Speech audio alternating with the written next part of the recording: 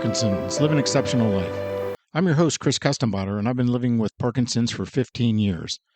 This podcast is all about helping you navigate and live a great quality of life with Parkinson's through sharing the latest research, personal experiences, and actionable strategies to help you thrive. Today's topic is building a Parkinson's care team, the key to better care and quality of life. I remember a conversation I had with a man named Tom. Tom had been living with Parkinson's for about 5 years, but he said he was feeling lonely and fighting an uphill battle. He said his doctor prescribed medications, but he said he had really not done any physical or speech therapy, was struggling to find nutritional advice, and also emotional support through support groups.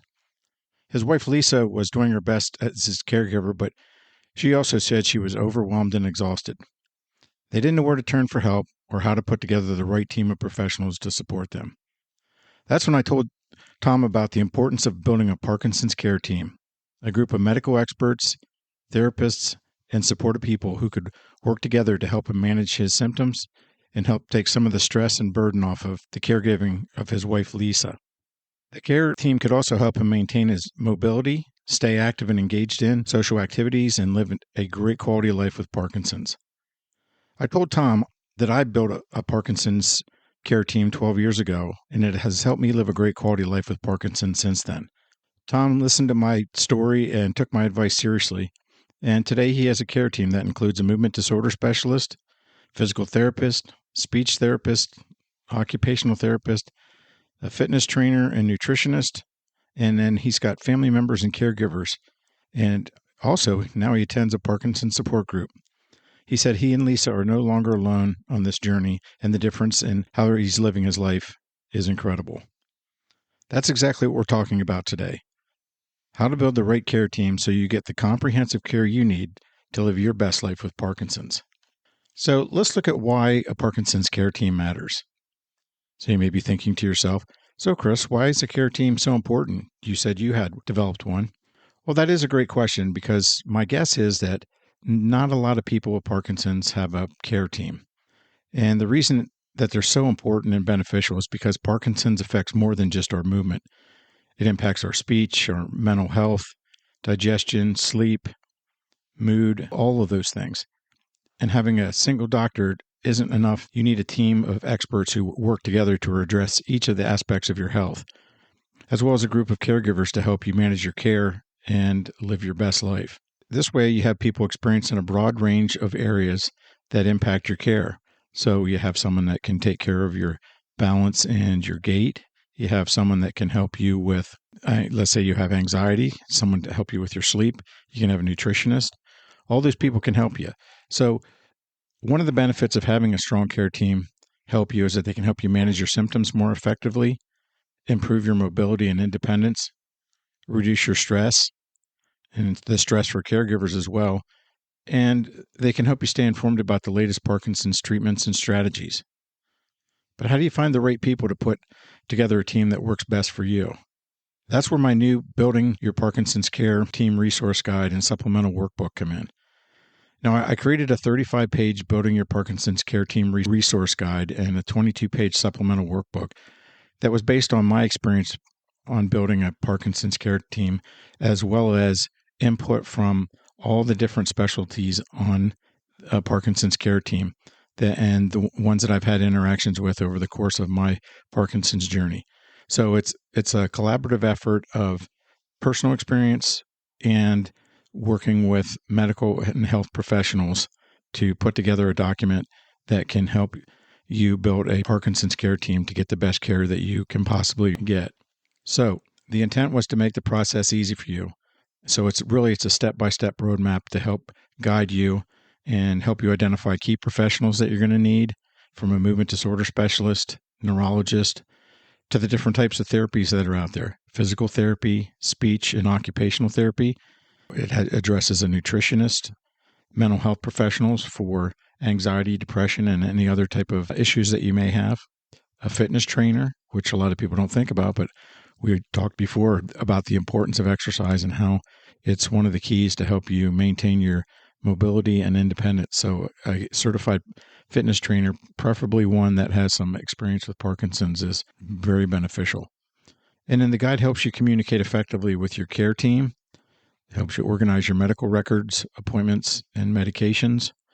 It includes how to find support groups and community service resources. It discusses how to reduce caregiver stress and improve communication between family members and your healthcare providers, because sometimes there's a disconnect between what you think and what your healthcare provider thinks. It also includes a section on financial planning and insurance, which a lot of times we don't think about, but whether we're staying independent and living in our house or whether we're moving to assisted living or we need skilled nursing, we need to be able to plan for those. And so there's a section on financial planning and insurance to make sure that you're covering yourself. And then staying organized and overcoming challenges are part of the plan, as well as resources to help you with the process. It's a soup to nuts guide on starting from step one and working through until you have your Parkinson's care team put together. And you can grab your copy. It's available on liveparkinsons.com on the homepage. Underneath the mission, it'll say new Building Your Parkinson's Care Team Resource Guide, and you can click to get your copy, or you can visit my Ko-fi page, kofi.com/liveparkinsons, and it'll take you to the shop and you can get it there. And then I'll leave links in the podcast description. Now, I've developed a lot of free resources in the past several years. For instance, 9 balance exercises for improving your balance with Parkinson's, and we have the free monthly newsletter. I have a free resource guide on there, as well as a free symptom tracker. Now, unfortunately, in this case, due to the time commitment and development and production cost, I do have to charge a nominal fee for the document. And the proceeds are going to be used to help support the podcast, the website, and developing future resources, as well as donating to Parkinson's foundations to help push forward Parkinson's research. All right, so let's look at the key steps on how to build your Parkinson's care team. Now, I don't know about you, but I'm a very simple person, and I like to break things down into smaller, simpler tasks, especially things that are a little bit more complex. So that's what I decided to do with the podcast, is to take how to build a Parkinson's care team, and we'll break it down into a step-by-step manner. I thought it'd be easier that way, and hopefully it's easier to follow along. So let's start off with step one and start with your core medical team. I'll share my Parkinson's diagnosis story and then how I came to select the doctor that I see now, and I've been seeing him for the past 14 years. And then we'll talk about some of the other core medical people that you need on your team. When I was 46, I started to experience a tremor in my left hand, and I knew I was dragging my leg when I walked. We'd go for a walk in the evening, and my wife would say, "You're dragging your leg." So we decided to see a neurologist to see if they could diagnose what the problem is. So after the initial wait to get an appointment with the neurologist, I was able to get an appointment with Dr. R. And Dr. R really listened to me explain my symptoms, and I also told him what an emergency room doctor told me when I was on vacation. When my hand started shaking, my wife said, "You're going to the emergency room." And I said, "No, I'm not." And she said, "Yes, you are." And I said, "No, I'm not." Well, a half hour later, I'm sitting in the emergency room, and they told me that it's probably stress. So he did an examination and said, well, sometimes there is underlying stress which can cause shaking. He said, let's see if we can rule that out. So he prescribed some medication and said that let's have you try some meditation and mindfulness exercises as well. So we scheduled a follow-up appointment in 6 weeks to see if that solved the issue or if anything else needed to be done. Well, during that 6-week period, my leg dragging was getting worse, and so was my tremor. So I called the office, and Dr. R said, "Come in." And so I went in, and he said, "Well, it looks like we've ruled out stress and anxiety. Maybe you have a nerve conduction issue." So we scheduled a nerve conduction test to see if this was the issue. Now, while the nerve conduction test was fun and all, well, no, not really. The good thing is the results were negative in terms of having a nerve conduction problem. So then Dr. R decided to try a Parkinson's medication at a low dose, and after the second day, the tremor had almost stopped. And Dr. R said he believed that I had Parkinson's and said that he suggested that I see a movement disorder specialist. Because they have expertise in managing Parkinson's patients, he suggested that I go to the University of Maryland Neurology Group. He said that's where he went to medical school, and they have an excellent Parkinson's program. So he referred me to the University of Maryland. Neurology, and I've been a patient there for the past 15 years. And I have to say I've had great quality of care and very pleased with my movement disorder specialist and my quality of life after 15 years with Parkinson's. Not only did I receive great care from the movement disorder specialist, but going down to a research center like the University of Maryland also gave me the opportunity to participate in a number of clinical studies. And the most memorable study for me was a double-blind placebo-controlled study followed by a 12-week open-label study that was for a inhaled form of dopamine. And the benefit was I had the opportunity to work closely with the movement disorder specialist, the clinical staff, and I even got to work with the pulmonary group because they had to test if there was any pulmonary issues with the drug. And it was a great learning experience in the drug development process. And study I was in, the drug ended up being reviewed and approved by the FDA for market about 12 to 18 months after I completed the study. So I felt good that I was able to participate and help bring a beneficial drug to the market. All right. So one of the questions I get asked a lot is, well, why should you see a movement disorder specialist? Who are they and how are they different from a general neurologist? Well, first, it's important to note that movement disorder specialists are neurologists, but they have additional training in diagnosing and treating conditions that affect movement like Parkinson's, dystonia. Where they're different from general neurologists is, first, they get more specialized training. So after they complete their neurology residency, the movement disorder specialists typically spend an additional 1 to 2 years doing a fellowship training focused specifically on movement disorders. And this extra training is going to equip them with in-depth knowledge of their conditions and the treatments that are available. And then second is their expertise in complex cases. Movement disorder specialists are skilled at managing challenging cases. They can fine-tune your medications, and they can even help address a lot of the side effects that you either see from Parkinson's or some of the medications. They're also familiar with advanced therapies like deep brain stimulation surgery, as well as the new focused ultrasound. And then third is their focus on movement disorders. While general neurology tends to treat a wide range of conditions like epilepsy, multiple sclerosis, they see Parkinson's patients, movement disorder specialists dedicate their practice to movement disorders, and that allows them to stay updated on the latest research and treatments that are available. So they usually attend a lot of like the World Parkinson's Conference and a number of other conferences where they can learn from other movement disorder specialists as well as from corporate and governmental agencies. And then finally, you get a comprehensive care with a movement disorder specialist because they often work with multidisciplinary teams like physical speech and occupational therapy. They often have connections with behavioral health. Maybe some of them have connections to nutritionists. So they're able to refer you to these particular specialties to help give you a holistic approach to your care and to address both your motor and non-motor symptoms. Okay, so now that we understand how a movement disorder specialist is different than a general neurologist, what are some of the benefits of seeing a movement disorder specialist? Well, first is they can provide an accurate diagnosis. Movement disorder specialists are skilled in distinguishing Parkinson's from similar conditions and in ensuring a precise diagnosis. Because nobody wants to be told, hey, you have Parkinson's, and then 2 or 3 years later you find out, no, I don't have Parkinson's. Secondly, they optimize your treatment plans. They have expertise in managing both your motor and non-motor symptoms, and they can fine-tune your medications and address side effects. According to the article, What Does a Movement Disorder Specialist Do? By the American Parkinson's Disease Association. And then third is the access to advanced therapies.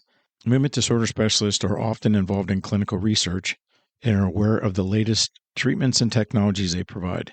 So they give you comprehensive care. And again, it's by working across our multidisciplinary teams, including physical speech and occupational therapy, sleep doctors, mental health. And if you want to learn more, I wrote an article on liveparkinsons.com titled 5 Authentic Benefits of Seeing a Movement Disorder Specialist. And again, if you go to liveparkinsons.com and look under the blog section, you'll be able to see the article that I wrote. Some interesting data published by the Michael J. Fox Foundation looked at a study using 2019 Medicare data. And what the study revealed was that only 9% of people with Parkinson's in the U.S. received care from a movement disorder specialist, despite evidence showing that specialized care improves your quality of life. So patients under the care of a movement disorder specialist are more likely to receive personalized treatment plans and better symptom management. So that's why I personally and highly recommend seeing a movement disorder specialist. Now, does that mean you won't get good quality care seeing a general neurologist? No, absolutely not. General neurologists can provide great quality of care as well. Sometimes there are limiting factors to seeing a movement disorder specialist. So, for instance, where you live, you might live in a rural area where there's not great access to movement disorder specialists, so you see a neurologist. Now, I'm not insinuating that you get less care with a general neurologist, but I still do recommend seeing a movement disorder specialist because of the benefits that I discussed. All right, now, movement disorder specialists are just one part of your medical care team. Other key players on your core care team is your primary care physician, and they're going to work in conjunction with your movement disorder specialist to provide ongoing care for you. And then physical therapy. Physical therapists can provide plans to help you with your balance, your gait, your flexibility, pain. And now, I've personally visited and conducted physical therapy training 3 times a week for 4 to 6 weeks during the course of my 15-year journey with Parkinson's. And one of the things I really liked is they developed a plan to help me improve my balance and my gait because I was dragging my left leg when I was walking. Now, the nice thing about the plans that the physical therapists put together are that they can be done both in office and at home. And preferably, they want you to do them at home as well to reinforce what you're doing in the office. And you're actually going to help reach your goal a lot faster as well. Now, I will tell you that there are no gentle stroll through the park exercises. So when you go to physical therapy, they push you to improve, but they also know what your limitations are and how far to push. Now, all 3 times I visited a physical therapist, I was able to improve from where I was at baseline. And so if you're having mobility, balance, or gait issues, don't be afraid to ask your doctor for a referral to see a physical therapist. Most of the time, they'd be more than happy to send you there because they want to see you improve in your mobility and your gait. So if you feel like you're having trouble, just say, hey, can you refer me to a physical therapist? And then they'll contact you and you go in and they'll do an assessment and then put a plan together for you. All right. In addition to the core medical team, there are other specialist support personnel who can play a key role in your care. Now, these would include speech therapy. And speech therapies not only can help you with a soft speech, but they can also help you with address swallowing issues because a lot of times we know as Parkinson's progresses, people start having some difficulty with swallowing issues. I've personally visited a speech therapist on 2 different occasions, Gabrielle, because my friends and family were telling me I was hard to hear and that I needed to speak up. Now, of course, I told them they probably had a hearing problem. And Gabrielle was wonderful and helped me not only to improve my volume, but she also taught me to be able to project. And that way people could understand what I was saying a lot better. Now, my friends and family said they definitely saw and heard an improvement after I saw the speech therapist. So I highly recommend speech therapy because it can definitely help you address soft voice and any type of swallowing problems that you may have. And then next up is occupational therapy. And they can help you with daily tasks by giving you specific exercises to work on. And they can even do home visits. You can call up and say, I'd like an occupational therapist to come and assess my home, and they'll ensure things are safe around your house. They may make recommendations for adding things like grab bars or more light in hallways, removing loose rugs, those type of things. Now, I have seen a occupational therapist, and the reason I went was to help me with my fine motor skills, especially in my hand with the tremor. I had seen a drastic reduction in my fine motor skills, and it was really becoming difficult to do some of the tasks that I needed to do, as well as it was really hard to participate in 2 of my favorite hobbies, which were playing the guitar and fly fishing and fly tying. So fly tying requires a lot of, fine motor skills, even just to put the hook in the vise. And so I was, having trouble with that. And the occupational therapist gave me specific exercises that I could do daily and to help me improve my fine motor skills. And one of the things they also recommended was using a weighted glove to help with the tremor and reduce the tremor and make it easier to complete the things that I wanted to complete. Now, another specialty area that is often overlooked is mental health specialist. Now, I know there's often a stigma of seeing a mental health specialist because people often think that, well, others may think that have a mental health problem or, that I'm crazy. But it is important to keep in mind that a large percentage of people with Parkinson's experience anxiety and depression. Now, I have no issues telling people that I went to see a mental health professional because I was having anxiety and panic attacks, which were related to the Parkinson's. And so they gave me techniques to work on, and one of those techniques was cognitive behavioral therapy. So I have very few problems with anxiety anymore or panic. And so I still use cognitive behavioral therapy today to help manage issues with anxiety or stress. And if you want to learn more about it, you can listen to my podcast that's entitled Parkinson's and Anxiety, How Cognitive Behavioral Therapy Can Help You Take Back Control. Now, I've always believed you need to do what's best for you and not worry about what others think. So if you're experiencing some issues, please consult a mental health specialist. They can really help you out. Another specialist to consider as well is a sleep disorder specialist. And as my Parkinson's symptoms have progressed, one of the major non-motor symptoms that I have issues with is the effect on my quality of sleep. Sleep issues. Now, I have no problem falling asleep.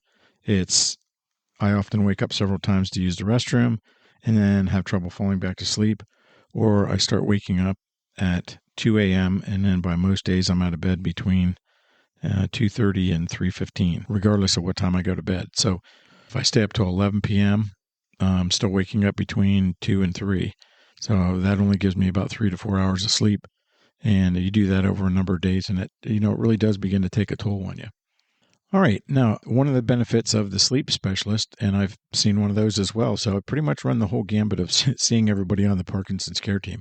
But she gave me some sleep hygiene tips, and she also made some adjustments to my CPAP machine for sleep apnea, and they definitely have helped. So after seeing a sleep specialist and implementing the recommendations, I actually do feel more refreshed when I wake up in the morning and don't experience as much sleepiness and fatigue as I did in the past. Finally, last but not least, is a nutritionist or dietitian, and they can help you evaluate your current diet and make recommendations to help you eat a healthier diet, ensure you're getting the appropriate amount of macronutrients, the proteins, fats, and carbohydrates, as well as micronutrients, your vitamins, minerals, and antioxidants. And I met with a nutritionist as well, and she put together a recommended nutritional plan based on the foods I like and that would help me on my Parkinson's journey. Okay, well, your core medical team is the driver for managing most of your Parkinson's motor and non-motor symptoms and your overall quality of life. It's important to note that Parkinson's, again, isn't just physical. It impacts your mood, your cognitive function, and your quality of life. A specialized therapist or counselor can help you address the non-motor symptoms that are impacting your daily life. So it's important to involve caregivers and family members into your care plan. Spouses, children, and friends who can provide the emotional support and the practical support, like getting your medications or driving you to appointments or sitting in the visit when you go to the doctor, taking notes so you don't miss anything that the doctor might be stressing during the visit. They can drive you to appointments. They can help you fill out your insurance paperwork. They can help you with financial planning or just any of the daily finances or daily tasks that you need to do. So it's important to have a strong network of friends and family that are there to support you so that your primary caregiver, whether it's a spouse or whoever it happens to be, doesn't experience burnout and frustration. Now, as a personal example, I don't drive long distances anymore because I get fatigued and I don't want to cause an accident and kill somebody else. So when I'm visiting my family where I grew up, which is about 2 hours from where I live, my brother or a friend usually drive down to my house and pick me up and drive me back up. And a lot of times my wife, Mary, and I will meet them somewhere halfway between And now, while I hate not being able to drive myself long distances, and I feel like I'm burdened on my family and friends, it's the best option for me, and it helps keep me from driving off the road after being on the road for a long time. Also, they said that if the roles were reversed, I would do the same thing for them, which is true. Now, another area to consider is respite caregivers, and they can assist for your family members and help you reduce the burden and potential burnout for caregivers. So remember, being a caregiver is tough, but support is available to take advantage of so that you can get all the help and support you need. And so respite caregivers, they'll come in and be with you while your spouse or caregiver goes and gets some, personal time to do what they want to do. So I guess my public service announcement is, if you're a caregiver, don't try to do it alone. The next step is to connect with community resources, but, make sure that you include help as part of your care team, because you need to take some time for yourself as well. And finally, you want to connect with community resources. So what does this mean? Well, you can identify and attend Parkinson's support groups to help you stay actively engaged, because one of the things you don't want to do is become socially isolated, because then this tends to spiral down into the black hole, and you become lonely, and it just goes on from there. So one of the benefits of being in a Parkinson's support group is you get to hear other people's stories and how they overcome their challenges, especially the ones that come with, Parkinson's. And then many support groups also have activities that you can get involved in, like whether it's a bus trip or, painting day, or maybe it's something with music, dance. So there's a lot of different activities that support groups have available. And other support group resources besides in person, they have their different online communities. Like there's several Facebook communities that you can join and participate in. There's Reddit and other places on the internet, and you can learn from others in an online format. So if you don't like to go out and interact, they're available there as well. And then finally, look for local programs, which are often supported by grants and are free to use. And consider participating in local exercise programs like Rocksteady Boxing, or I teach a weekly Pedaling for Parkinson's class, which is sponsored by the Davis Finney Foundation. There's also a dance, yoga, and Tai Chi classes that you can find locally to help you with your balance, flexibility, and gait. So consider surrounding yourself with people who understand your journey, and it really can make a big difference in your quality of life. So visit the Parkinson's Foundation website, and they have a support group finder to help you find the resources in your area. Now, another key piece of building your care team is reviewing your insurance coverage and finances and developing a financial plan. Now, I've included a unit in the Building Your Parkinson's Care Team Resource Guide and a fillable worksheet in the workbook. So staying organized and overcoming challenges is a key piece of that. So make sure that you consider finances and insurance, because that's going to be one of the key drivers going down the road as well. In addition, as a team, you need to figure out how you're staying organized. Are you going to communicate over email, phone, in person, through letters? There's all kinds of different sites out there that you can almost do like a project management. There's one called ClickUp where everybody has tasks, and you can put in the dates and times and things like that when they're due. So staying organized and then overcoming challenges is another key piece of the puzzle. And I've included sections on these two topics, including some of the websites and apps that you can use for communication, tracking, and organization. And then how to overcome challenges. Other tools that can be used to help you and your care team be successful are, a symptom tracker, which you can use to track and monitor your symptoms, both motor and non-motor symptoms. And in terms of the type of symptom, the severity, the time of day, how bothersome it is for you. And you can share this with your doctor, and that can help them get a picture of when you're having the most difficulty throughout the day, and they can make medication adjustments to help you with that. In terms of the symptom tracker, if you visit liveparkinsons.com, there's a free symptom tracker on there as well that you can use. And another key area to track it is your list of current medications. And there's a free medication tracker in the resource guide for building your Parkinson's care team. So you list your medications, the dosage, the color, all that. So when you go to the doctor, you can have a list all ready to go. And that way they make sure that the medications you're taking are the ones that they have in your records as well. And finally, if you need to keep a medical notebook to write down any key information like your insurance information, notes from your doctor, any correspondence with the doctor you receive in terms of clinical summary notes from your visit, notes and requests you sent to your doctor, and your next steps and action plan. Now, remember, you don't have to do it all at once. So start with 1 or 2 professionals, build your care team over time. The key is just to start. As the Indian proverb used to state that the journey of 1,000 miles begins with a single footstep.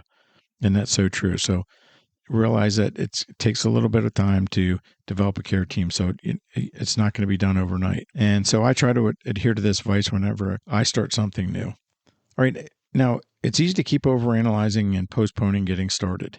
The key is just get started and make changes and adjustments along the way, because everything we do is not going to be perfect. So if we at least get started and we're making progress, we can make adjustments. But if we don't start and paralyzing ourselves because of, I need to plan more, I need to do some more research, then you're not going to get the comprehensive care that you need. So as we wrap up today's episode, I wanted to leave you with one key takeaway, and that's you don't have to face Parkinson's alone. The right care team can be the difference between just managing your symptoms and truly thriving with Parkinson's. So having the right doctors, therapists, caregivers, and support network in place is going to allow you to stay active, independent, and in control of your health. And that's why I created the Building Your Parkinson's Care Team resource guide and supplemental workbook. It's to give you a clear step-by-step plan to assemble the support system you need to live your best life. And again, it's based on my own personal experiences living with Parkinson's. And believe me, I've had struggles along the way because I wasn't sure where to turn when issues arose. So the first 3 years before I had a Parkinson's care team, I was lost in the desert myself because I'm thinking, where do I go to get all these resources? And so luckily, my movement disorder specialist helped me find some of the specific care I needed by referring me to various specialists like physical and speech therapy, sleep specialist, and a nutritionist. And I was fortunate and made many friends in those areas, and they provided me with all kinds of information on their experiences, which I've included in the guide as well.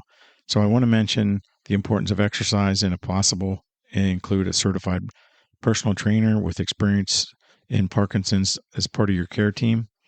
And one of the most important things I learned when talking to the specialist was when I was developing the guide is that many people with Parkinson's don't take advantage of the services they provide. And that's why I felt compelled to put this resource guide together, because whether you're newly diagnosed or you're confused or frightened of what's ahead and what's next, and you're not sure what to do, or your caregiver is looking to provide you with the best care, or if you're a person living with Parkinson's looking to improve their quality of life, hopefully the resource guide will get you the right resources so that you can say, oh, that's what physical therapists do, and here's why I need to go see one. Hopefully the resource guide is going to be a tool to get you the best care you need, and so that you live your best quality of life, meaning you stay active and engaged in the activities and the hobbies you enjoy. Okay, so what's inside the resource guide? Now, as I mentioned, it's your roadmap for creating a care team that truly works for you. And the guide is, you want to personalize it to get the best possible care for your specific needs. So here's what's inside the resource guide. Chapter 1 is why a strong care team matters, and you'll learn the benefits of a care team and identify your specific care needs. Chapter 2 is understanding the roles in the care team. It discusses the role of the movement disorder specialist, what physical, occupational, and speech therapists do, mental health professionals, and so on and so forth. Chapter 3 is building and maintaining a cohesive Parkinson's care team. So this chapter is going to provide some specific questions to help you identify and select the best specialist for you. So it has questions to help you select a movement disorder specialist, physical, occupational, and speech therapists. And it's important that you have a good rapport and connection with your specialist so that they get the best care that you can possibly get. And the chapter also has you evaluate your team needs and tips for building trust and communication within your team. And then chapter 4 covers creating the core plan, and it outlines the SMART framework for setting goals, tools for tracking progress, and coordinating your goals across your care team. Chapter 5 discusses financial planning and understanding the cost of Parkinson's care, and it gives you some tips for managing costs and navigating insurance, finding affordable care, and planning for the future with wills, trusts, and funds and charitable contributions. And then Chapter 6 is all about staying organized, and it provides a lot of recommended tools to help keep you and your team organized within the process. Chapter 7 is going to help you overcome challenges and provides a lot of the different common challenges that you may experience. And then it gives you strategies for overcoming them and includes a section on staying optimistic, resilient on your Parkinson's journey. And then finally, Chapter 8 provides a list of resources that you can reference and use to help you build the best possible care team. So let's provide an overview on how to use the supplemental workbook just to get the most out of the resource guide. The workbook is really more than just a companion document. It's a practical tool that's going to help you take action, and it includes care team planning sheets, and that helps you map out your doctors, specialists, and caregivers and how to evaluate your care team. In terms of creating your plan, there's a section for setting specific goals for the team, how you're going to track your progress, and identifying your short and long-term goals, and how you're going to maintain a good quality of life. There's a financial planning workbook to help with financial and insurance needs, a section on staying organized and defining roles and responsibilities within the team, and then anticipating challenges and developing plans to overcome the challenges. And then finally, there's a medication tracking tool to help you prepare for your doctor visits. Okay, Chris, this sounds nice, but why do I need this guide? No, that's a good question. Ask yourself this question. Have you ever felt overwhelmed by Parkinson's, struggled to find the right doctors or specialists, or just wish you had a clear plan to manage your care? Now, if you answered yes, then this guide is for you. It's for anyone living with Parkinson's, their caregivers, and family members who want to be proactive about their personal care. Now, remember, Parkinson's has an impact on the entire family. So don't wait until symptoms progress or challenges arise. Build your care team now so that you're prepared for whatever comes down the road. And building your Parkinson's care team resource guide and workbook is your action plan to take control of your Parkinson's journey. Now, to get your copy, again, visit liveparkinsons.com. And on the homepage under the mission statement, you'll see a new Parkinson's care team guide. Just click on the guide and the button to access the document, or visit my Ko-fi page at kofi.com/liveparkinsons and visit the shop. And I'll leave links in the podcast description. Now, I do have to charge, again, a nominal fee for these documents because of the research and production cost. And I mentioned earlier what the funds will be used for, supporting the podcast, the website, and developing new materials and donations to Parkinson's foundations. So the intent is to help others live their best life with Parkinson's. So also, don't forget to subscribe to the free monthly newsletter on liveparkinsons.com. And thank you for listening. And until next time, stay healthy, stay strong, stay informed, and keep moving forward. And remember, live your best life with Parkinson's.